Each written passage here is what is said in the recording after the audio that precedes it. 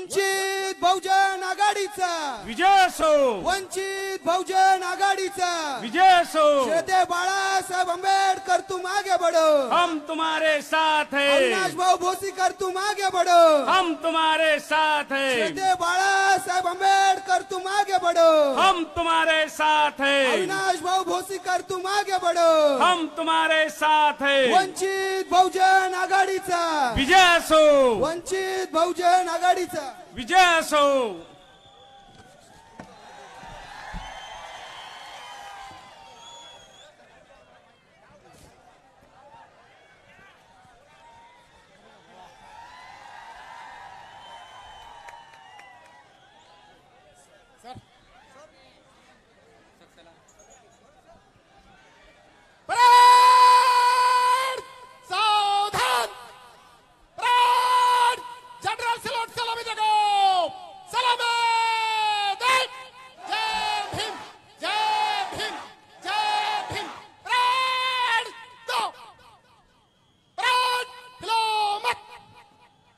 जमीन सर, आपके निरीक्षण के लिए 6 ऑफिसर 100 सैनिक हाजिर है सर जी। जय भीम। विश्राम। कृपया सर्वांनी बसून घ्यायचं आहे। सैनिकों ने अपनी अपनी जगह लो। ज्यांची आपण आतुरतेने वाट पाहत होता ते श्रद्धेय बाळासाहेब आंबेडकर आपल्यामध्ये उपस्थित झालेले आहेत। सर्वांना विनम्र विनंती आहे, आपण कृपया सर्वांनी खाली बसून घ्यायचं आहे। सैनिकांनी जागा घ्या, सर्व सैनिकांनी आपापली जागा घ्या।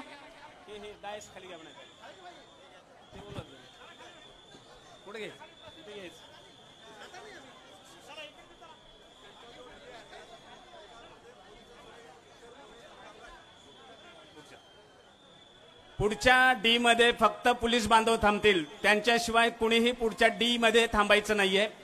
स्टेजच्या समोर पुढचा जो डी आहे त्यामध्ये फक्त आणि फक्त पोलीस कर्मचारी थांबतील, त्या व्यतिरिक्त कुणीही थांबणार नाही, कृपया नोंद घ्यायची आहे। कृपया सर्वांनी बसून घ्यायचं आहे। आपण ज्या क्षणाची आतुरतेने वाट पाहत होतो, तुमच्या आमच्या सर्वांचे प्रेरणास्थान, श्रद्धास्थान श्रद्धेय बाळासाहेब आंबेडकर यांचं स्टेजवर आगमन झालेलं आहे।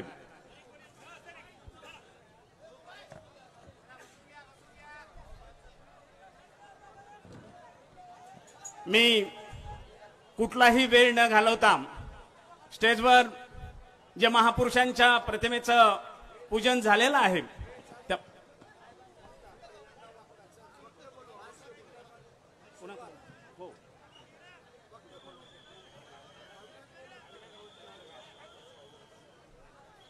कृपया सर्वांनी बसून घ्या। महात्मा बसवांना एका वचनामध्ये म्हणतात, हा कुणाचा, हा कुणाचा, हा कुणाचा असे म्हणू नका देवा। म्हणजे हा कुणा जातीचा आहे, हा कुणा पंथाचा आहे, हा कुणा धर्माचा आहे, हा शिक्षित आहे का अशिक्षित आहे, हा गरीब आहे का श्रीमंत आहे असे म्हणू नका देवा। हा अमुचा, हा अमुचा, हा अमुचा असेच म्हणवी देवा।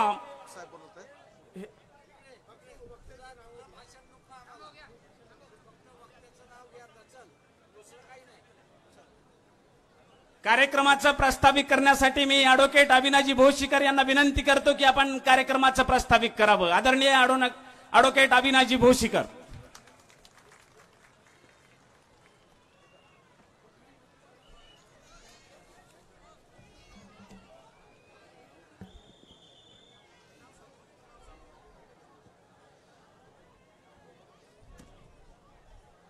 या नांदेडच्या ऐतिहासिक सभेच्या निमित्त आलेल्या बांधवांनी सगळ्यांनी खाली बसून घ्यावं। विश्वाला शांती आणि समतेचा संदेश देणारे तथागत गौतम बुद्ध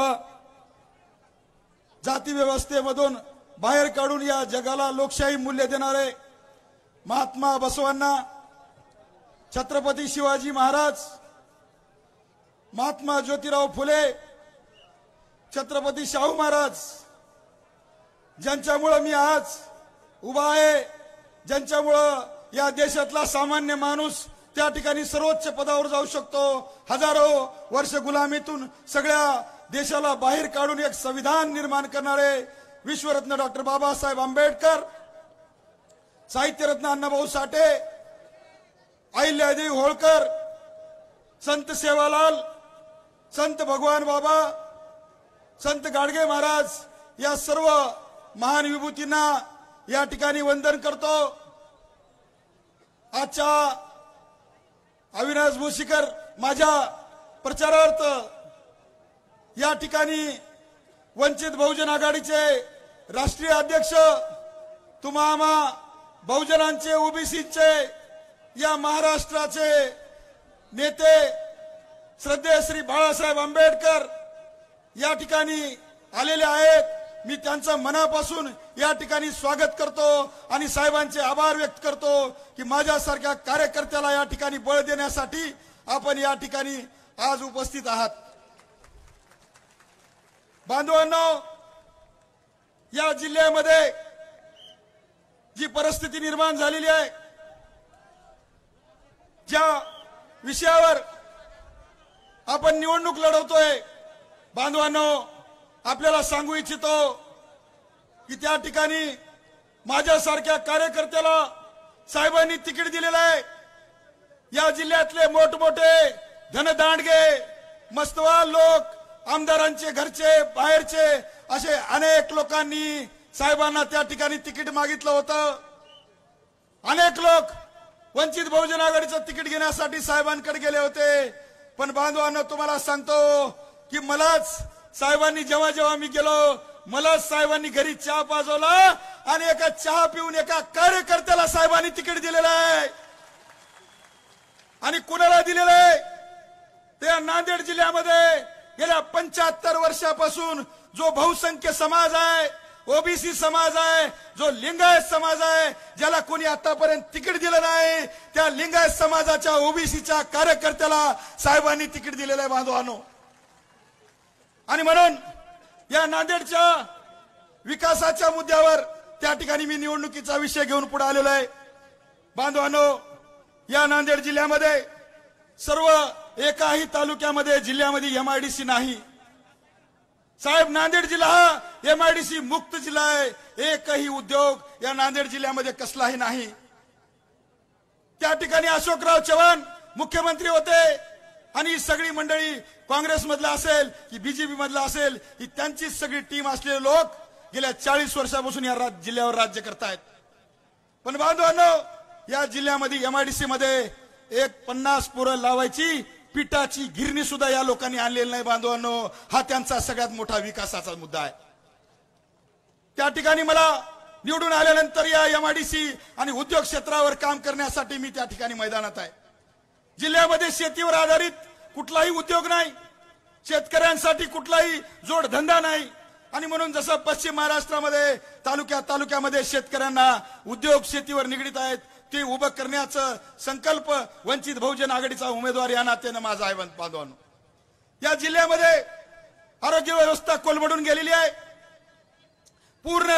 त्या ठिकाणी आज एका दिवशी त्या ठिकाणी 70 मुलं सरकारी दवाखान्यामध्ये बिना औषधाचे तडपून मरतात। 10 20 मुलं रोज मरतात। आणि एकीकडे सगळा बाजार, जे काही आरोग्याचा बाजार एकीकडे प्रायव्हेट दवाखाने थाटून त्यांचेच सगळे आजूबाजूला आहेत आणि त्या ठिकाणी सरकारी दवाखान्यामध्ये मात्र औषधाची तुटवडा आहे। ही आरोग्य व्यवस्था सुधारणे हा सगळ्यात मोठा प्रायोरिटीचा मुद्दा वंचित बहुजन आघाडीच्या उमेदवाराचा आहे बांधवांनो। जिल्ह्यातल्या सगळ्या जिल्हा परिषद शाळा ओस पाडल्यात आणि यांच्या सगळ्या धनदांडग्यांच्या संस्था त्या ठिकाणी लुटण्यासाठी सगळ्या सज्ज आहेत। अनेक सर्व गोरगरीब पालक नांदेडमध्ये येऊन शिक्षणासाठी त्या ठिकाणी राहतात। माझी ती चौथी प्रायोरिटी या सर्व शिक्षणाचा बाजार एक खासदार या नात्याने या ठिकाणी जर निवडून आलो तर हा सगळा बाजार बंद करून त्या ठिकाणी सर्व सार्वजनिक शिक्षण संस्था उभी करण्याचा माझा संकल्प आहे बांधवांनो। मी या ठिकाणी सवाल करतो की काँग्रेस आणि भाजपच्या उमेदवाराचा अजेंडा काय आहे, काय असणार आहे? ज्या लोकांनी गोरगरीब लोकांनी 50 हजार 10 हजार ज्या बँकेमध्ये जिल्हा मध्यवर्ती बँकेमध्ये ठेवले, ती सगळी जिल्हा मध्यवर्ती बँक याच अशोक चव्हाणांनी, याच वसंत चव्हाणांनी, याच प्रताप चिखलीकरांनी, याच खतगावकरांनी, या सगळ्या चांडाळ चौघडीने 300 कोटी रुपये गोरगरिबांचे त्या ठिकाणी बुडून खाल्ले। अहो, माझ्यासारख्या कार्यकर्त्यांनी अनेक मोर्चे काढले. मी जवळून बघितले ती कुटुंब. मुलींचं लग्न होत नाही म्हणून बँकेत स्वतःच्या कष्टाचे पैसे त्याला मिळाले नाही म्हणून 100च्या वर लोकांनी आत्महत्या केलेल्या आहेत. बांधवांनो, ही तिळतिळ आणि हे पाप इथल्या काँग्रेस आणि भाजपच्या उमेदवाराच्या पाठी आहे. बांधवांनो, ही सगळी पैसे बुडवले, सगळे कारखाने उठून टाकले. त्या ठिकाणी या जिल्ह्यामध्ये एक नवीन उद्योग सुद्धा हे लोक येऊ देत नाहीत. त्यांची पार्टनरशिप आणि टक्केवारी झाल्याशिवाय त्या उद्योगपतीला जिल्ह्यामध्ये पाय ठेवू देत नाहीत. बांधवांनो, गुरुतागतीला 3000 कोटी रुपये आले. सगळे पैसे या अशोक चव्हाण आणि त्यांच्या बगल बच्चांनी 3000 कोटी रुपये खाल्ले. बांधवांनो, 15 वर्षाखालचे 3000 कोटी म्हणजे किती आहेत?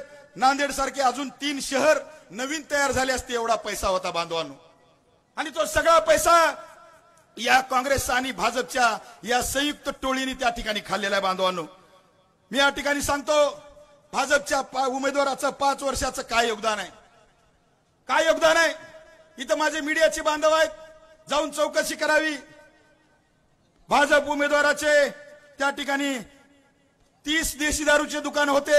आज गेल्या 5 वर्षामध्ये चंद्रपूर आणि वर्ध्यामधले सगळे देशी दारू दुकान आणून 300 देशी दारूचे दुकान स्वतःच्या नावानं लायसन्स असलेला हा भाजपचा उमेदवार आहे. सगळी तरुणाई बर्बाद केली या उमेदवारानं. आणि काँग्रेसचा उमेदवाराचं काय सांगावं बांधवांनो, तो तर त्याचा सख्खा मावस भाऊ आहे, नात्यानं रक्तानं मावस भाऊ आहे. त्यांचे नातेवाईक एकत्र बसलेले आहेत. आमचे हे पाटील आले तरी चालतील किंवा हे पाटील आले चालतील, काही जाओ इकडे यावं, पण तो पत्रूड ओबीसीचा अविनाश बोशीकर तो आला नाही पाहिजे. अशा पद्धतीची फिल्डिंग त्या सगळ्या पाहुण्यांची चालू आहे बांधवांनो. आणि म्हणून आपण सर्वांनी या सगळ्या गोष्टीचा विचार केला पाहिजे. बांधवांनो, मी आपला जास्त वेळ घेणार नाही. आदरणीय साहेबांना आपले विचार त्यांचे ऐकायचे आहेत आणि मी त्या ठिकाणी 2-3 मुद्दे घेऊन मी या ठिकाणी माझा विषय त्या ठिकाणी समाप्त करतोय. बांधवांनो, वंचित बहुजन आघाडीला बीजेपीची बी टीम म्हणले हे लोक, बी टीम म्हणले आम्हाला. पण आज नांदेडमध्ये सिद्ध झालेलं आहे बी टीम कोण आहे ते. छातीवर हात ठेवा सगळ्यांनी आणि अंतरात्म्याला विचारा की आज जे काँग्रेसचे काम करणारे लोक आहेत ते कोणाचे लोक आहेत? काँग्रेसचा जिल्हाध्यक्ष माजी आमदार बेटमोकरेकर कोणाचा चमचा हो? कोणाचा आहे? जोरात बोला जरा. मोहन हांबर्डे कोणाचा माणूस आहे? आमदार जवळगावकर कोणाचा माणूस आहे? आमदार अवंतापूरकर कोणाचा माणूस आहे? प्रवक्ता BR कदम कोणाचा माणूस आहे? आणि मग हे सगळे चमचे अशोकरावचे आहेत, तर मग काँग्रेसच्या प्रचाराचं नाटक कसं काय करायला लागलेत? अरे कोणाला येड्यात करता, कोणाला मूर्ख बनवता? आदरणीय साहेबांनी आधीच ओळखलं होतं, ही सगळी काँग्रेस बीजेपी मध्ये जाणार आहे. ही सगळी काँग्रेस बीजेपीची बी टीम आहे आणि म्हणून महाविकास आघाडीमध्ये साहेबांनी त्या ठिकाणी नकार दिलेला आहे. कारण ही सगळी माणसं भाजपमध्ये जाणार आहेत.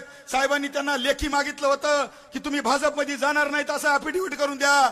एक जण सुद्धा पुढे आला नाही, कारण त्यांच्या मनामध्ये ते पाप त्या ठिकाणी होतं. बांधवांनो, म्हणून मी जाता सांगतो, साहेबांनी दिलेला उमेदवार BA LLB आहे, UPSC पास झालेला आहे, मिलिटरी स्कूल मध्ये शिकलेला आहे, उच्च शिक्षित आहे.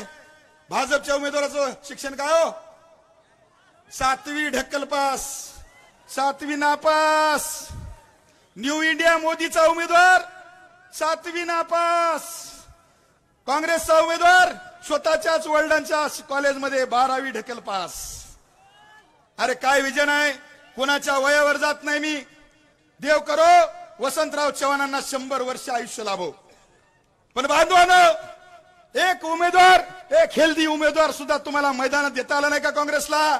4-4 वेळा डायलिसिसवर असलेला उमेदवार, ज्याचं पुढचं भवितव्य त्याला माहित नाही. ते नांदेडचं भवितव्य काय घडणार आहे? बांधवांनो, तुम्ही विचार करा की तुम्हाला खासदार दवाखान्यामध्ये कोणत्या हैदराबादला ऍडमिट आहेत, पुण्याला ऍडमिट आहेत, साहेब भेटणार नाहीत हे बघायचंय की तुम्ही बोलिलेल्या दरवाजावर 5 मिनिटं येणारा अविनाश बोशीकर बघायचा आहे? ते तुम्हाला ठरवायचंय नांदेडकरांनो.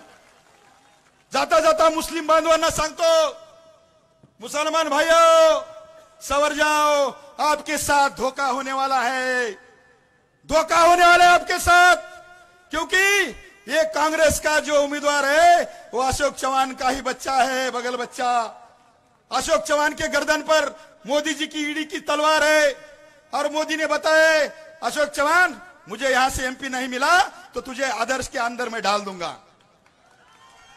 मग अशोक चव्हाण चिंतेत आहेत, काय करायचं? जर चिखलीकर निवडून आला तर ठीक, चांगलं झालं. नाही निवडून आला तर हा वसंत चव्हाण माझा स्पेअर मधला सेकंड पार्ट आहे. जसंही त्याला निवडून आणायचं आणि हाताला धरून मोदीकडे न्यायचं. साहेब हे घ्या तुमच्या 400 मध्ये एक अजून माझा माणूस. पूरा धोखा होने वाला है, ये बीजेपी में जाने वाला है पूरे सभी एमएलए के साथ। मेरे मुसलमान भाइयों जागो और देखो, जब जब इस राज्य में आपका संरक्षण की बात आई, श्रद्धेय श्री बाला साहब आम्बेडकर उन्होंने ही आपके लिए खड़े हुए हैं। कोई कांग्रेस का नेता खड़ा नहीं हुआ।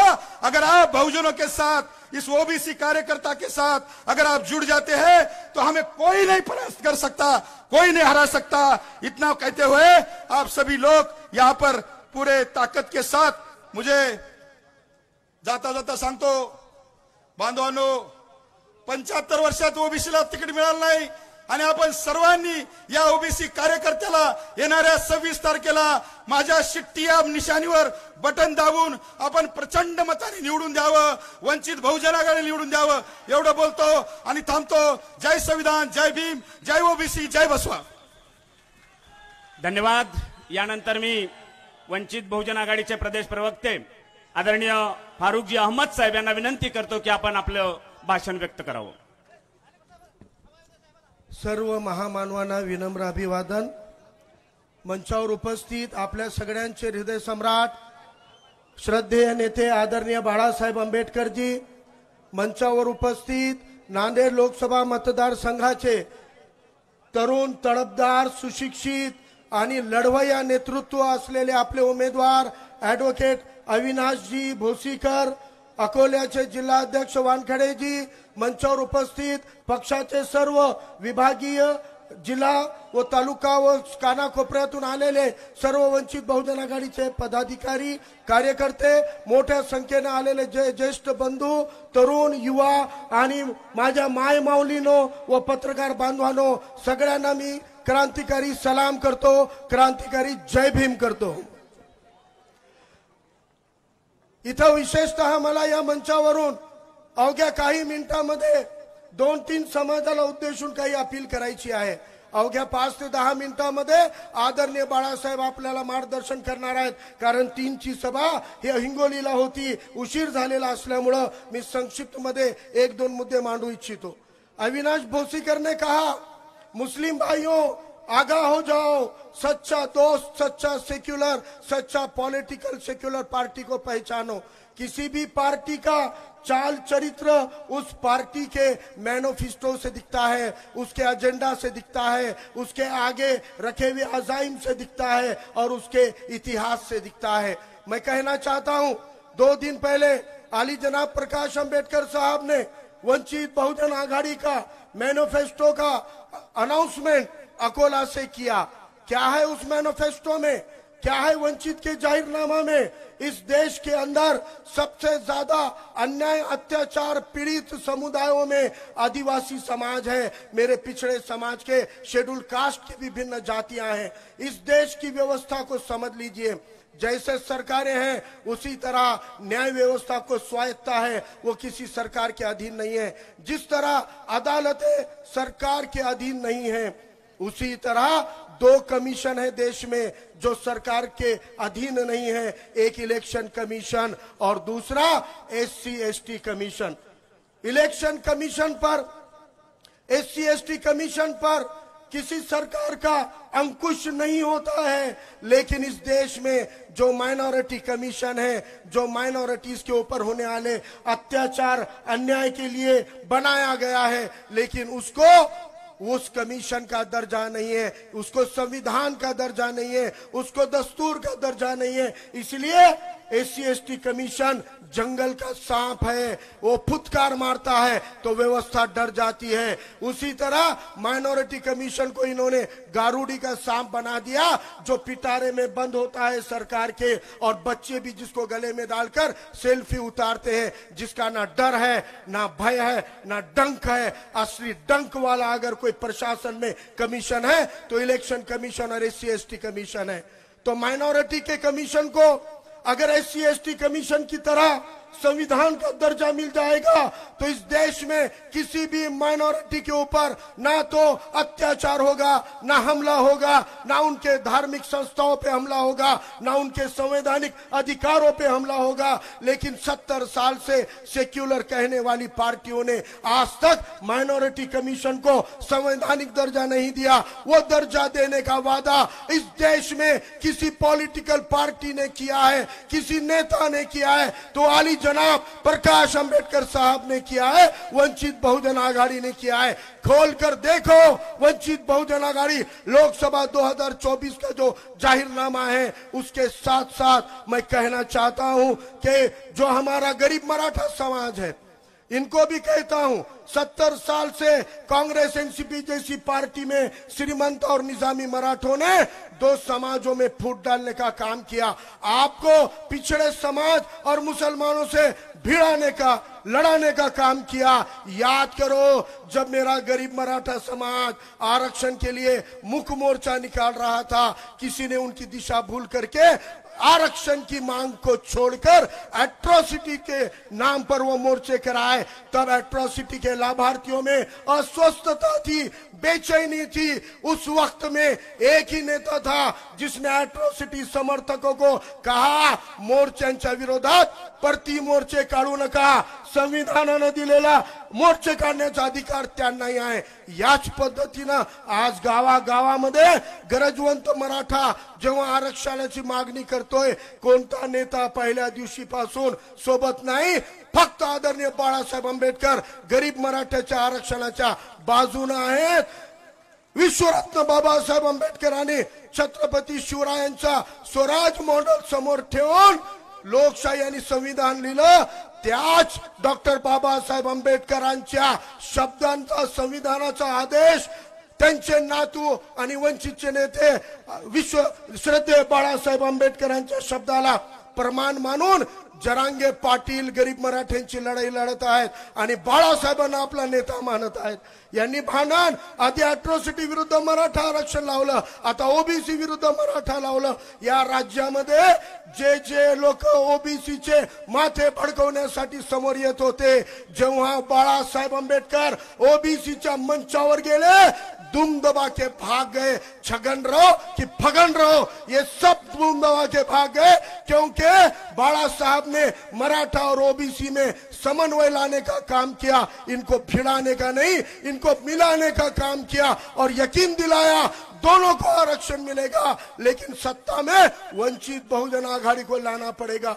एक छोटी सी मिसाल देता हूं, बाळासाहेब आंबेडकर के नेतृत्व में वंचित बहुजन आघाडी काय करत आहे। आमच्या या नांदेडमध्ये आत्ताच आपल्या मंचावर अक्षय भालेरावचे आई वडिलांनी बाळासाहेबांना नमस्कार घालून गेले, जय भीम घालून गेले।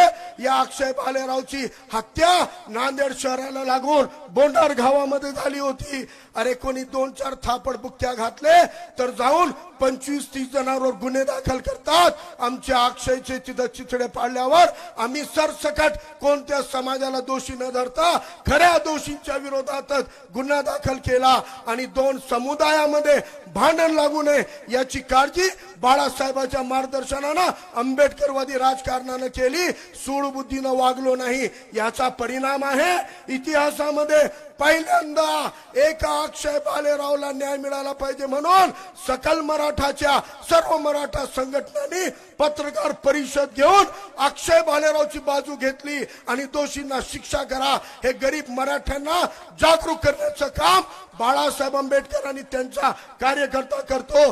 पण कोण तुम्हाला आपसात लढवत आहेत, कोण भिडवत आहे? शेवटी मुस्लिम समाजाला मला एक सांगायचं है कि याद करो जब एनआरसी सीए की बात हो रही थी, रास्ते पे उतरने वाला नाम सिर्फ अंबेडकर साहब थे। याद करो नांदेड़ में टी राजा सिंह दंगे फैलाने को आ रहा था, उसको रोकने का काम सिर्फ वंचित बहुजन आघाड़ी ने किया। याद करो लॉकडाउन के नाम पे दवाखानों में सुविधा के लिए और बंद कारोबार को खुलवाने के लिए सिर्फ प्रकाश अंबेडकर साहब रास्तों पे उतरे। याद करो भोंगी के राजकारण के खिलाफ राज ठाकरे को ललकारने का काम सुजात अंबेडकर ने और रेखाताई ठाकुर ने किया। याद करो, औरंगजेब के नाम पर, टीपू सुल्तान के नाम पर गांव-गांव में हमले हो रहे थे, तब उठ के खड़े हुए लीडरशिप का नाम अली जनाब प्रकाश अंबेडकर साहब था। पीएफआई की आड़ में जेलों में ठूस रहे थे, तब उठ के खड़े होकर आवाज उठाने का काम प्रकाश अंबेडकर साहब ने किया। और आपकी नुमाइंदगी, आपकी रहनुमाई, जो अपने आप को मुसलमानों का ठेकेदार मानते हैं, कांग्रेस, एनसीपी, शिवसेना के महाविकास आघाड़ी को पूछो, 2 करोड़ मुसलमान इस महाराष्ट्र में हैं। 2 करोड़ मुसलमानों के महाराष्ट्र में एक भी मुसलमान को उम्मीदवारी देने का काम महाविकास आघाड़ी ने नहीं किया। 3 मुसलमानों को उम्मीदवारी देने का काम किसी ने किया तो अली जनाब प्रकाश अंबेडकर साहब और वंचित बहुजन आघाड़ी ने किया। सच्ची सेक्युलर पार्टी कोई है तो वो बाला साहब अंबेडकर के नेतृत्व में वंचित बहुजन आघाड़ी है। उलेमा का फरमान है, उलेमाओं ने आदेश दिया, सेक्युलर ताकतों को बटने मत दो। 14 को तुमने जिसको जिताया, 19 में तुमने जिसको जिताया, वो दोनों भी आज एक मांडी पर बैठे हुए हैं। और आने वाले दिनों में मुस्लिम बस्तियों के, दलित बस्तियों के बाहर कांग्रेस का प्रचार नहीं है, इमरान प्रतापगढ़ी को लाने वाले हैं। अरे प्रियंका गांधी को लाओ ना, प्रियंका गांधी को क्यों नहीं ला रहे? इमरान को लाएंगे, हंडोरे को लाएंगे और हमारे बस्तियों में प्रचार करके गुमराह करेंगे। हम गुमराह नहीं होंगे। कल इस देश को पनौती लगाए वाला देश का फेंकू आने वाला है। अलर्ट हो जाओ, फेंकू आओ कि पप्पू आओ। इस राजनीति को सीधा करने के लिए कोई कांग्रेस का पप्पू नहीं, संविधान का पप्पा चाहिए और वो पप्पा बाला साहब अंबेडकर है। वो पप्पा बाला साहब अंबेडकर है, वही इसको सीधा कर सकते हैं।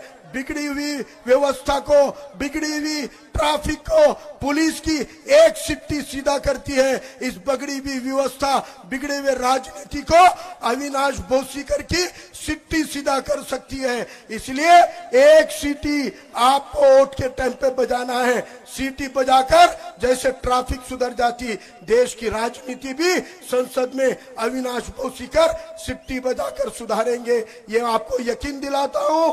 सच्ची सेक्युलर पार्टी वंचित बहुजन आघाड़ी है। अपने वोटों को डिवाइड मत करो।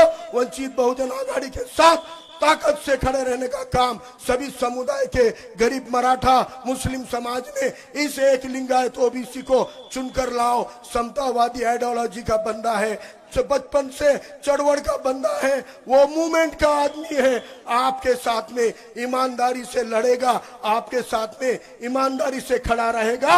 अविनाश बोसीकर के सिट्टी इस निशानी पर 26 तारीख को वोट देकर बाला साहब अंबेडकर के हाथ मजबूत कीजिए। इतनी अपील करता हूं, अपनी जगह लेता हूं। जय हिंद, जय भीम, जय मीम, अल्लाह हाफिज, इनकलाब जिंदाबाद।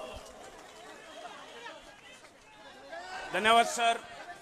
यानंतर सरदे बाळासाहेब आंबेडकर साहेब हे आपल्याला संबोधित करतील।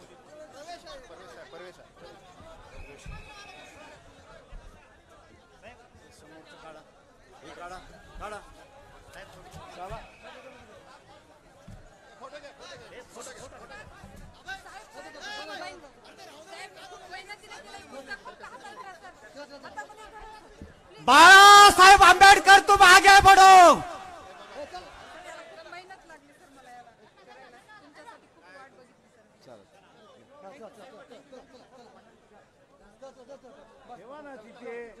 प्रत्येकाला नाटक करायची सवय झाली की काय?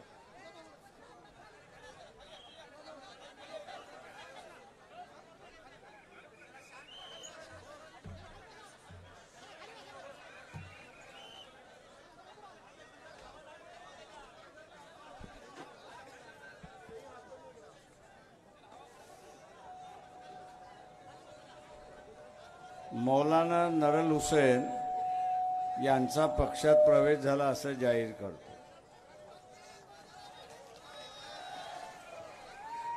दुसऱ्या कांताबाई सूर्यवंशी आणि आठवले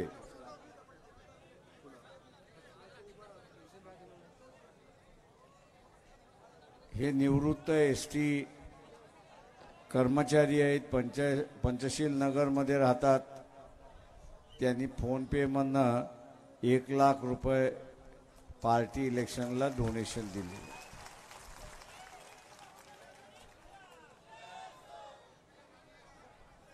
प्रशांत इंगोले यांनी अविनाश भोसेकर यांच्या इलेक्शन प्रचाराला 1,00,000 रुपये दिलेत. विष्णू निवृत्ती वावळे यांनी असताना 50,000 पक्षाला डोनेशन दिलेत. अशी असणारी परिस्थिती आहे.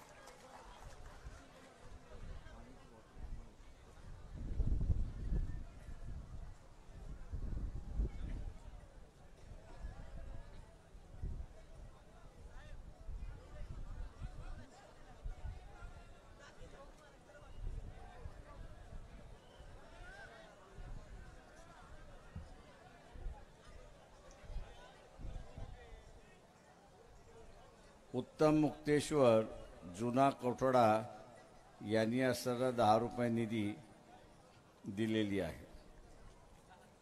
10,000 आहे. अविनाश भोसेकर यांच्या प्रचाराला आपल्या समोर या ठिकाणी उपस्थित आहे. कडाक्याचं ऊन आहे आणि ह्या कडाक्याच्या उन्हामध्ये आपण असरात सभा घेतोय अशी परिस्थिती आहे. जे काही मतदान आहे ते दुपारी 2 वाजेपर्यंत 32% 35% असं मतदान झाले. अशी असणारी परिस्थिती आहे. तेव्हा तमाम फुले शाहू आंबेडकरवादी मतदार आहे, ओबीसीचा मतदार आहे, या सगळ्यांना माझं असणारं आव्हान आहे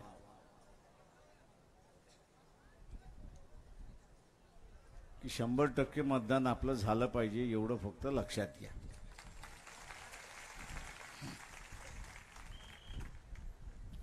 जे धर्मवादी होते, ज्यांना मोदी फार मोठं क्रांती करणार आहे असं वाटत होतं, त्यांची निराशा झाली आणि म्हणून ते आता मतदानाला जात नाही अशी परिस्थिती आहे. तेव्हा आपल्याला फुले शाहू आंबेडकरांचं राज्य पुन्हा ह्या देशामध्ये आणायचं आहे. आणि त्यामुळे एकूण एक फुले शाहू आंबेडकरवादी जो आहे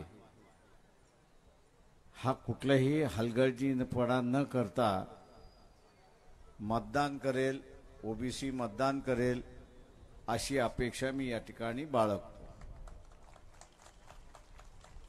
मी असं ऐकलंय की मोदीची उद्या सभा आहे.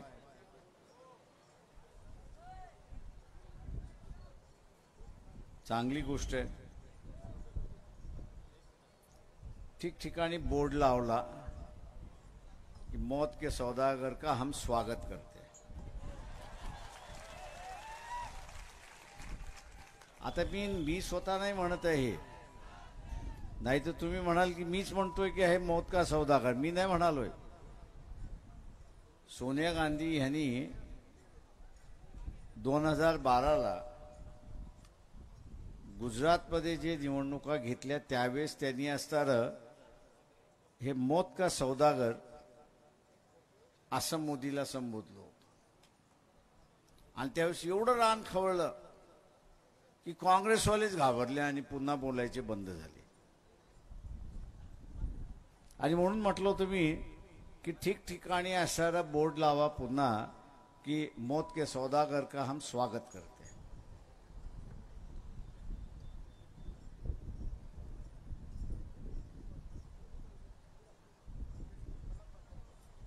या मौत के सौदागरचं स्वागत कशासाठी करायचं? ते एकाच गोष्टीसाठी करायचं, ते म्हणजे फूड अँड ड्रग डिपार्टमेंट, अन्न नागरिक पुरवठा जे खातं आहे त्यांनी फार्मास्युटिकल कंपन्या ज्या आहेत या फार्मास्युटिकल कंपन्यांचे काही ड्रग्स कंपन्यांचे काही ड्रग याच्यावरती बंदी आणली, बॅन आणली. बंदी आणि बॅन का आणलं? तर माणसाने ती औषधं घेतली तर पटकन मरून जाईल अशी असणारी परिस्थिती आहे. आणि म्हणून त्यांनी लाईफ लॉंग बॅन केली अशी असता, म्हणजे येताच येणार नाही अशी असणारी परिस्थिती आहे. परंतु हे जे इलेक्ट्रोलाइट बॉन्ड आहे, निवडणूक बॉन्ड जो आहे की ज्याच्याबद्दल सुप्रीम कोर्टाने निर्णय दिला की सगळ्यांची नावं द्या, कोणी कोणी असणारा पॉलिटिकल पार्टीला डोनेशन दिलं, कुठल्या कुठल्या कंपन्याने डोनेशन दिलं, त्याच्यामध्ये हे ज्यांचे ड्रग बॅन करण्यात आले होते,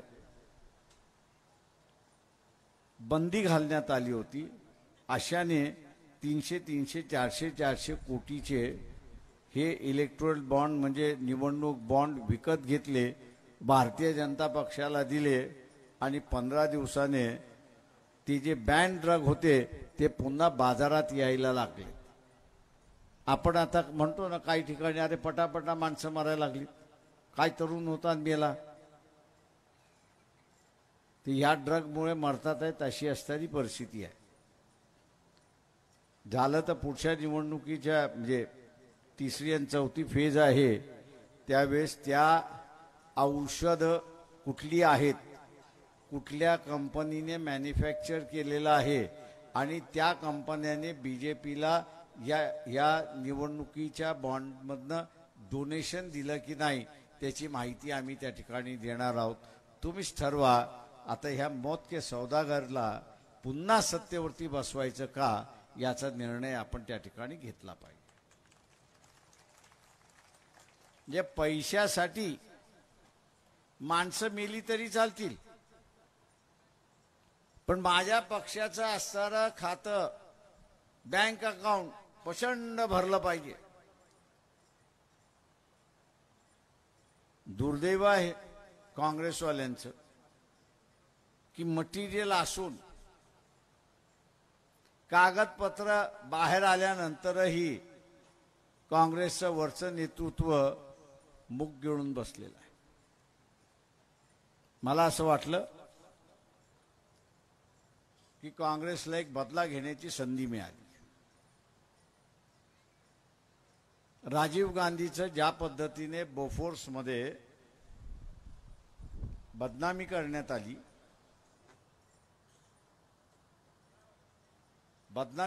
आली, की बोफोर्समध्ये पैसे खाल्ले, सिद्ध तर झाले नाही पण संशय निर्माण करण्यात आला. आता इथे तर पुरावे आले,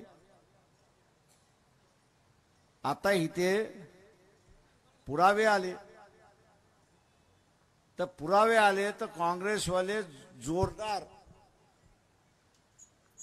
काँग्रेसवाले जोरदार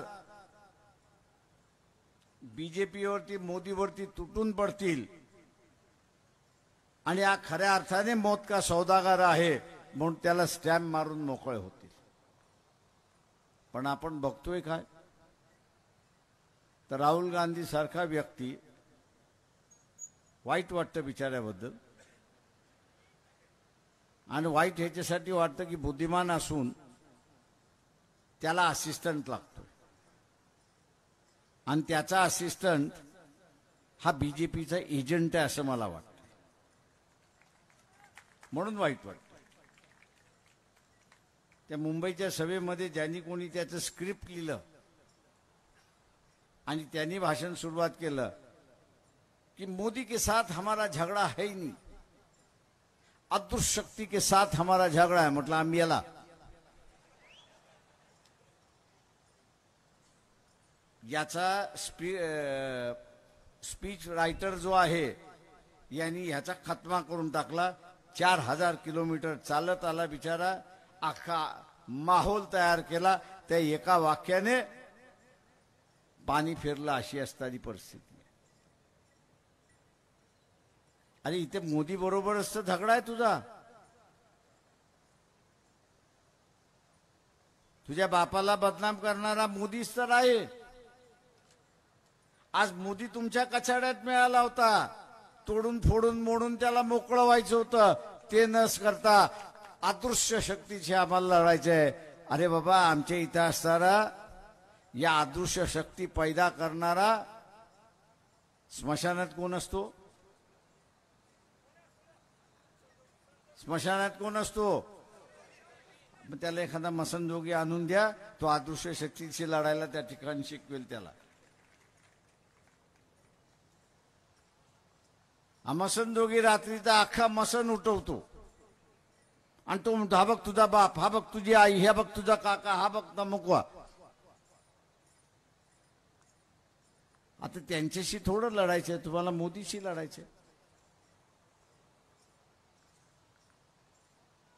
म्हणजे मोदीने पैशासाठी लोकांना जहर विकायला सुरुवात केली.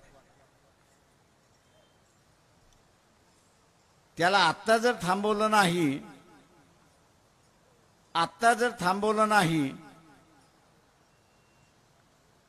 तर अजून कुठले कुठले बॅन केलेले, बंद केलेले ड्रग्ज बाहेर होतील हे काढता येणार नाही आणि माणसं जिवंत राहतील की नाही याची असणारी परिस्थिती आहे. तुम्हाला असा पंतप्रधान पाहिजे का? मौत का सौदागर पाहिजे का तुम्हाला? अरे आयता मिळतोय, घ्या, आयता मिळतोय. आणि म्हणून मित्रो, सुप्रीम कोर्टाचे आपण असणारा आभार मानले पाहिजेत की त्यांनी बँकेला तंबी दिली, स्टेट बँकेला तंबी दिली. कोणाकोणाकडून पैसे आलेत, किती आलेत आणि कुठल्या पक्षाला गेलेत ते असणारा सांगा. जसे बीजेपीला गेले तसे काँग्रेसलाही गेले अशी असणारी परिस्थिती आहे. जसे बीजेपीला गेले तसे काँग्रेसलाही गेले आणि म्हणून काँग्रेसच टीका करत नाही अशी असणारी परिस्थिती आहे. देसॉल्ट नावाची असणारी फ्रेंच कंपनी आहे की ज्यांच्याकडून असणारा राफेल विमानं आपण विकत घेतली. त्या राफेल कंपनीचे 2 अधिकारी जेलमध्ये गेले. जेलमध्ये का गेले? तर त्यांनी घूस दिली म्हणून ते जेलमध्ये गेले. त्यांना सजा झाली फ्रेंचच्या कोर्टामध्ये. आता घूस देणाऱ्याला सजा होते तर घूस घेणारा हा भारतीय असला पाहिजे. घूस घेणारा हा भारतीय असला पाहिजे. आणि मग भारतीय कोण असतात? तर मोदींबरोबर जे गेले होते, व्यवहार करायला गेले होते, त्यांच्यापैकी होतं. पुन्हा एक काँग्रेसला संधी आली होती. पुन्हा एक काँग्रेसला संधी आली होती की मोदींवरती घेरण्यासाठी की बा फ्रान्समध्ये ज्यांनी घूस दिली त्याला सजा झाली, तर इथे ज्यांनी घेतली ते कोण आहे ते शोधा. तो घेणारा कोण आहे ते शोधा. पण पुन्हा काँग्रेस हा फुसका भार ठरला अशी असणारी परिस्थिती आहे. माझं आव्हान आहे आपल्या सगळ्यांना की नांदेडमध्ये मॅच फिक्सिंग झाली की न झाली?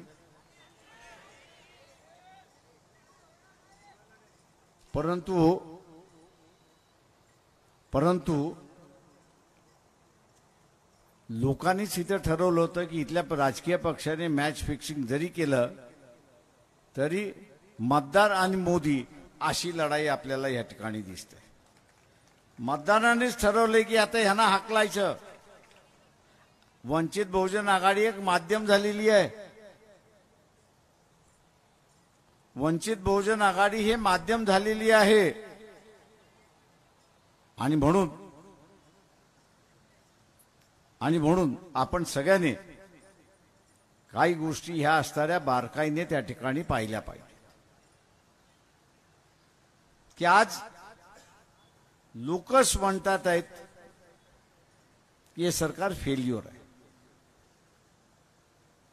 संघवाल्यांना सांगतो की तुमचं आणि आमचं खानदानी भांडण.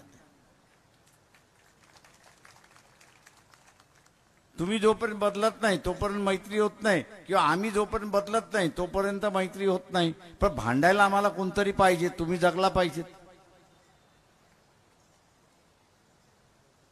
तेव्हा संघवाल्यांना मी असं विचारतो की मोहन भागवत यांनी मोदीला सांगितलं की नाही मला येऊन भेट म्हणून.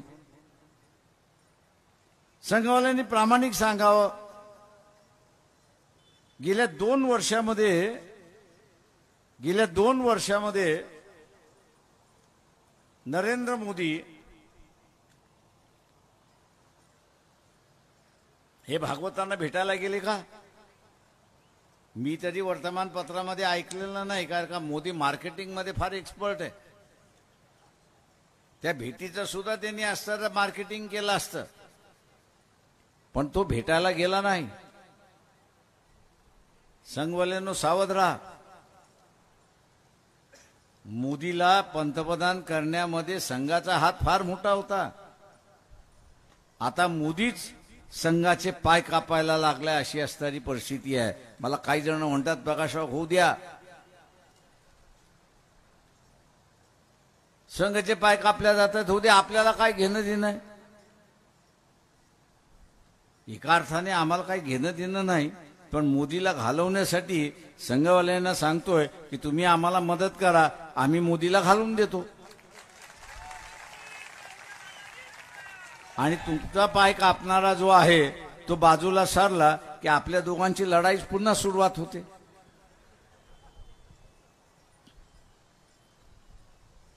आणि म्हणून मित्रो, या माणूस बेभरोशाचा आहे. तो आता काय म्हणतोय, माझा शब्द म्हणजे गॅरंटी. बोलतोय की न बोलतोय? तुम्ही सगळ्यांनी एक गॅरंटी दिलेली आहे. दिली आहे की न दिली आहे? कोणाला दिलेली आहे? कोणाला गॅरंटी दिलेली आहे? गॅरंटी कोणाला दिलेली आहे? गॅरंटी कोणाला दिलेली आहे?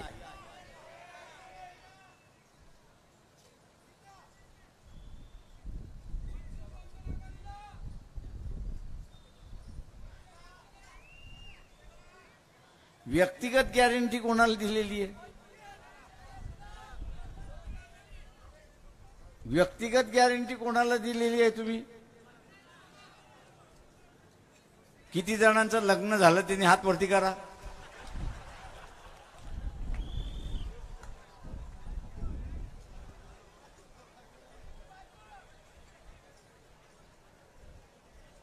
बायकोला गॅरंटी दिली की आपण दोघं एकत्र राहू. मोदीने सुद्धा ती गॅरंटी दिली नाही असं नाही, मोदीने सुद्धा गॅरंटी दिली. त्यांनी पाळली का? मग त्याच्या उत्तर गॅरंट्या कशा पाळायच्या?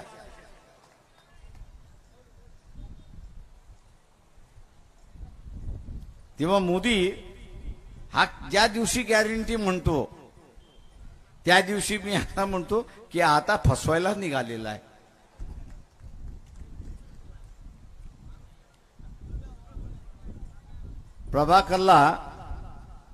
प्रभाकरन हे नाव ऐकले का तुम्ही? ऐकलंय का? कोण आहे हा?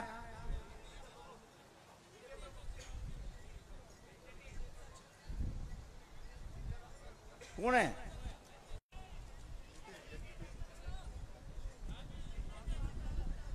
राहू दे. अरे तू गेला मेला.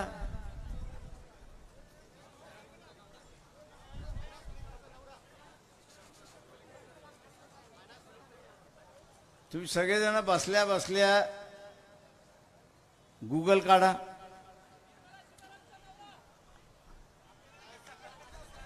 बरोबर आलं. जे अर्थमंत्री आहेत निर्मला सीतारामन यांच्या पतीचं नाव आहे प्रभाकर. त्यांची एक 5 दिवसापूर्वी मुलाखत आहे. मी मुसलमानांना आग्रह करणार आहे की त्यांनी ती मुलाखत बघावी.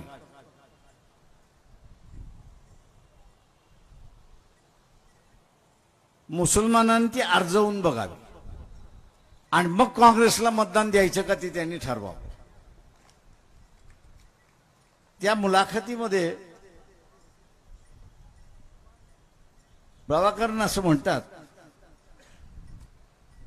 मोदीला पुन्हा निवडून दिलं तर ही शेवटची निवडणूक.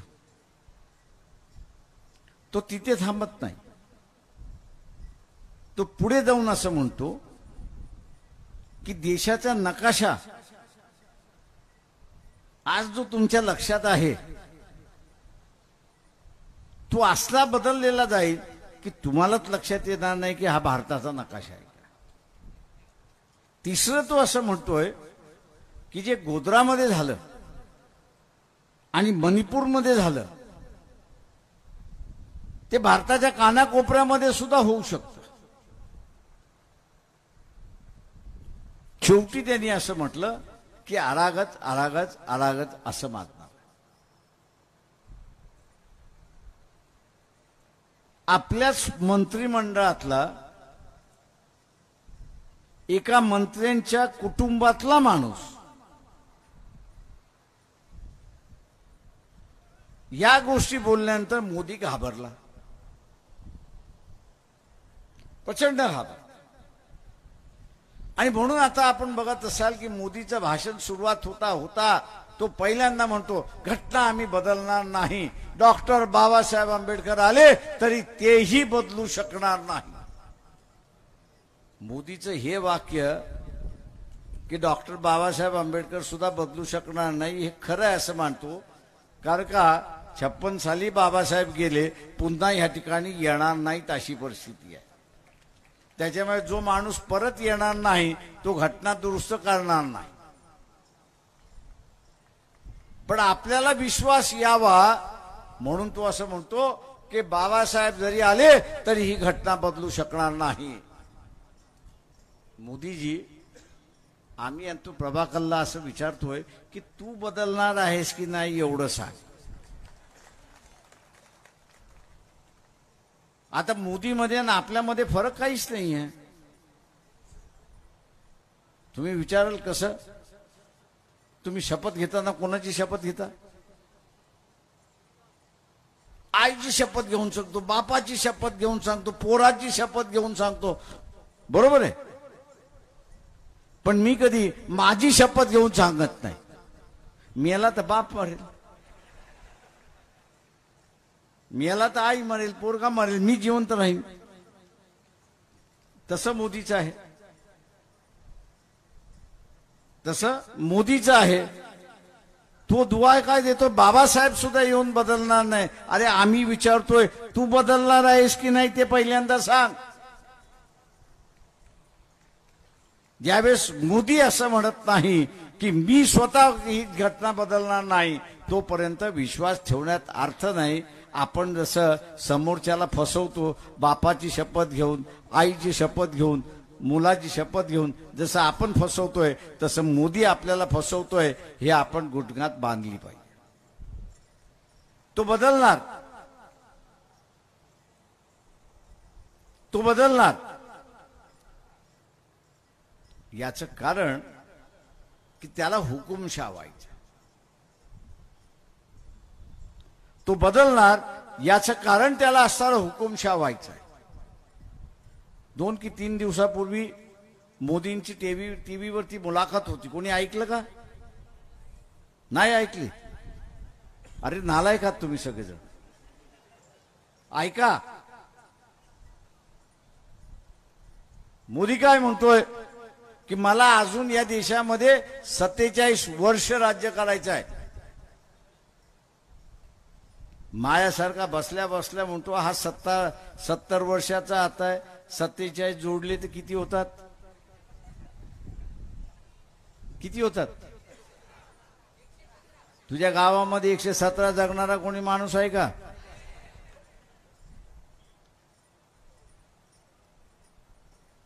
म्हणजे एक तर हा स्वप्नात जगत असेल किंवा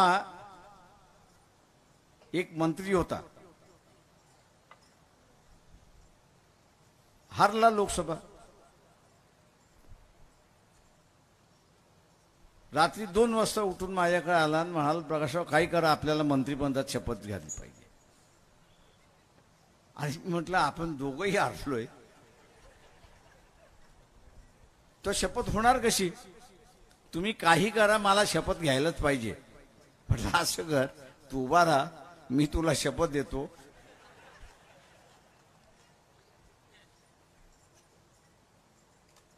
त्यांनी केलं ना उभं राहून. म्हटलं झालास तू मंत्री. आम्ही ते मस्करीत केलं. माझ्या नंतर लक्षात आलं की हा खरं डोक्यामध्ये मंत्री झाला असेल ते ह्याला वेळ लागले. आणि 10 दिवसानंतर आम्ही असं बघतोय की मी मंत्री झालो म्हणून तो बडबड करायला लागला. मोदी आता तसंच व्हायला लागलंय की मी आता मरेपर्यंत पंतप्रधान, आणि म्हणून त्याच्या असणाऱ्या सोयी त्या ठिकाणी करायला लागल्या. अशी असणारी परिस्थिती आहे. मित्रो, याला इंग्रजीमध्ये मेंगलोमॅनिया म्हणतात. मराठी शब्द मला माहित नाही. काय?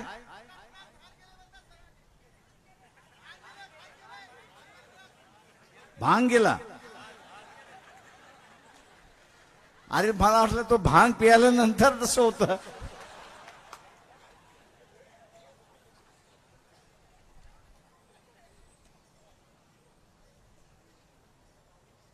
त्याच्यामुळे हा भांग पियालेला पंतप्रधान आपल्याला नको आहे. मित्रो, जो माणूस आपल्या संघटनेशी इमानदार राहत नाही, आपल्या कुटुंबाशी इमानदार राहत नाही, याच्यापासून आपण असं सावध राहिलं पाहिजे. मोदी मार्केटिंग करण्यामध्ये फार एक्सपर्ट आहे. त्याची आई नाही आहेत आता.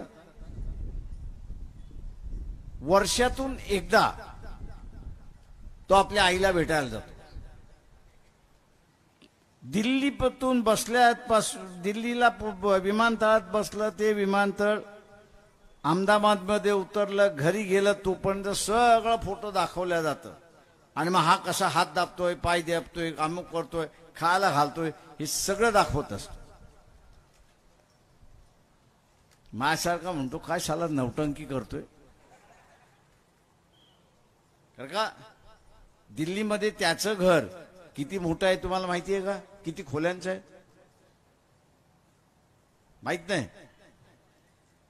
56 खोल्या आहेत त्याच्यामध्ये. आणि एक खोली 20 बाय 40ची आहे, एवढी मोठी आहे. 20 बाय 40ची खोली आहे. ज्या माणसाला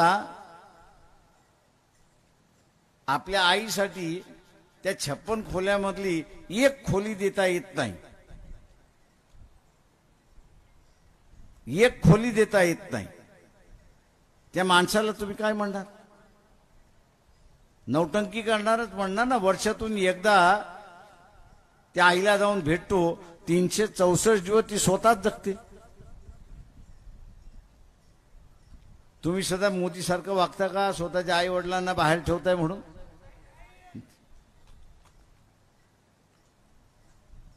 बरं, हा का ठेवत नसेल त्याच्या आईला मला सांगा बरं.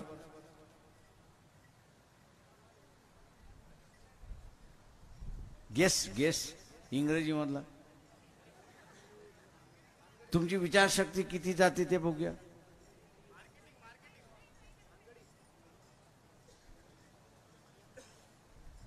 तो काय भानगडी करतो, आपल्या आईला कळू नये म्हणून तो ठेवत नाही, अशी असणारी परिस्थिती आहे. तू काय भानगडी करतो, आपल्या आईला कळू नये म्हणतो तू अहमदाबादला राहा, मला जे करायचं ते मी करतो. आणि म्हणून इथला असणारा मराठा समाजाला माझं असणारं आव्हान आहे आणि विशेष करून गरीब मराठाला असणारं आव्हान आहे, जी काही एनसीपी मार्फत, काँग्रेस मार्फत, बीजेपी मार्फत ही तिकीट देण्यात आलेली आहे, त्याच्यामध्ये एकही गरीब मराठ्याला उमेदवारी देण्यात आलेली नाही. वंचित बहुजन आघाडीच्या वतीने ज्या मराठा समाजातल्या उमेदवारी देण्यात आलेली आहे त्यांचा अजिबात राजकीय संबंध नाही आणि ते सगळे गरीब घराण्यातले आहेत. अशी असणारी परिस्थिती इथे असणारं बाजूच्या मतदारसंघात पंजाबराव डक हे जे उमेदवार आहेत हे सुद्धा गावात राहतात, 2 खोल्यांच्या याच्यामध्ये राहतात. महाराष्ट्राभर असताना देशभर पावसाचं भाकीत त्या ठिकाणी करत बसतात, सांगत बसतात, लोक पैसे देतात पण तो माणूस घ्यायला तयार नाही. अशी असणारी परिस्थिती आहे. आणि म्हणून इथला जो गरीब मराठा आहे, जे जरांगे पाटलांच्या पाठीमागे उभे राहिलेत, त्या सगळ्यांना आव्हान आहे, जातीची सत्ता, जातीची सत्ता, जातीची सत्ता करत बसतील. त्यांना एकच विचारा, जरांगे पाटील ज्यावेळेस आंदोलन करत होता त्यावेळेस तुम्ही त्याला पाठिंबा का दिला नाही एवढं सांगा. तुम्ही पाठिंबा का दिला नाही? किंवा आता असताना या वाटाघाटीमध्ये मी असताना म्हणालो की जरांगे पाटील हा असताना राजकीय फॅक्टर झालाय, त्याला आपण असताना मान्यता दिली, त्यावेळेस सगळेजण नाक, आट, तोंड जे काय मुरडायचं असेल ते सगळे मुरडायला लागले की प्रकाशरावांनी हे काय ब्याद आणली आमच्यासमोर. म्हणजे जरांगे पाटील यांच्यासमोर एक ब्याद आहे. मी त्यांना म्हटलं तुम्ही मान्य करणार नसाल तर मी तुमच्या बरोबर आहे, मान्य करणार नसाल तर मी तुमच्या बरोबर नाही. कारण का आज 70 वर्षाच्या कालावधीमध्ये सत्ता मराठ्यांची नाही असं नाही, पण ही सत्ता निजामी मराठ्यांची सत्ता आहे हे आपण लक्षात घ्या. रयतेतला जो मराठा आहे, उपेक्षित असणारा जो मराठा आहे, त्याला हे जवळ करायला तयार नाहीत अशी परिस्थिती आहे. आणि म्हणून ज्या ज्या मराठा समाजाच्या लोकांनी जरांगे पाटलाच्या आंदोलनामध्ये सहभागी घेतलं त्यांना असणारं आव्हान मी असणारं करत आहे की आपण अविनाश भोसेकरच्या शिट्टीच्या मागे ठामपणे उभे राहा. हे आव्हान मी आपल्या सगळ्यांना ह्या ठिकाणी करतो. मित्रो, मी ओबीसी बांधवांना सुद्धा इथे असताना आवाहन करतोय. मी इथे ओबीसी बांधवांना सुद्धा आवाहन करतोय की ओबीसीचं आरक्षण वेगळं राहिलं पाहिजे. हे आपण असताना आता मान्य करून घेतलेलं आहे. मराठा समाजाचं असणारं आंदोलन जे आहे, गरीब मराठ्याला सुद्धा आरक्षण मिळालं पाहिजे या मताचा वंचित बहुजन आघाडी आहे. आणि उद्याही अंमल करून घ्यायचा असेल तर मी या दोन्ही वर्गाला आवाहन करतोय की आपण अविनाश भोसेकर ज्यांची निशाणी शिट्टी आहे त्या शिट्टी समोरचं बटन दाबून आपण त्यांना प्रचंड मताने विजयी करा ही अपेक्षा बाळगतो आणि आपली रजा घेतो. जय भीम, जय भारत. श्रद्धेय एडवोकेट बाळासाहेब आंबेडकर तुम आगे बढ़ो. श्रद्धेय एडवोकेट बाळासाहेब आंबेडकर तुम आगे बढ़ो. एडवोकेट अविनाश जी भोसीकर तुम आगे बढ़ो.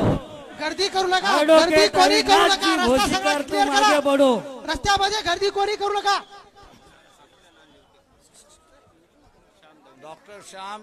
डॉक्टर श्याम दवणे नवोदय हॉस्पिटल यांच्याकडून 1 लाख रुपयाचं डोनेशन इलेक्शनला मिळाले. श्रद्धेय रस्त्यामध्ये गर्दी एडवोकेट कोणी करू बाळासाहेब नका. आंबेडकर तुम आगे बढ़ो. बाबा साहब के आंदोलन की जंग यहाँ पर जारी है.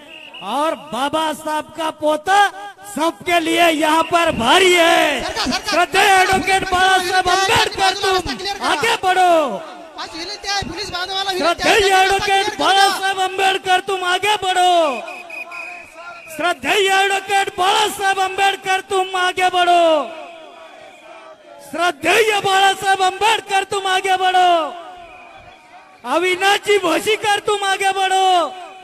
अविनाश जी भोसीकर तुम आगे बढ़ो। वंचित बहुजन आघाडीचा वंचित बहुजन आघाडीचा श्रद्धेय एडवोकेट बाला साहेब आंबेडकर तुम आगे बढ़ो। हम तुम्हारे साथ हैं। श्रद्धेय एडवोकेट बाला साहेब आंबेडकर तुम आगे बढ़ो। हम तुम्हारे साथ हैं। एडवोकेट अविनाश जी भोसीकर तुम आगे बढ़ो। अविनाश जी भोसीकर तुम आगे बढ़ो। हम तुम्हारे साथ हैं।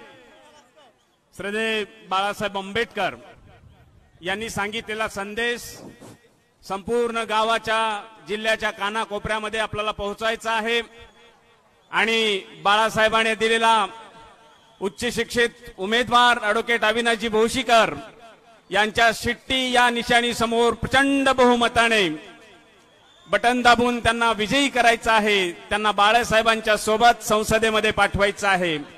हा ठाम निर्धार घेऊन आपल्याला आता इथून जायचं आहे। आपण मोठ्या संख्येने उपस्थित झालेले आहात। शिट्टी ही निशाणी आपण सर्वांनी पाहायची आहे आणि जोराची शिट्टी आता वाजवायची आहे।